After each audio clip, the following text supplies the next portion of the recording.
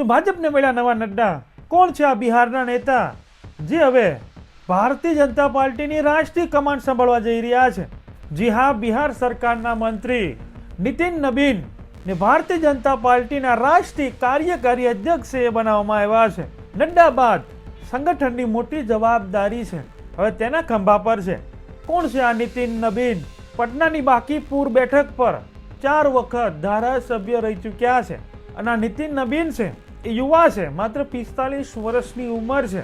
હાલ તે છત્તીસગઢના પ્રભારી હતા અને જે પણ સારા પરિણામ આવ્યા છે ત્યારબાદ આ જવાબદારી તેને સોંપવામાં આવી છે.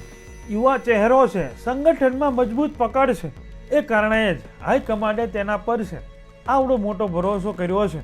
શું નીતિન નબીન છે ભારતીય જનતા પાર્ટીને નવી ઊંચાઈ પર લઈ જઈ શકશે?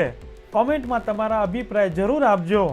રાજનીતિના આવા લેટેસ્ટ અપડેટ્સ છે અમારી ચેનલમાં છે, મળ્યા રહેશે તો સબસ્ક્રાઈબ કરવાનું ભૂલતા નહીં.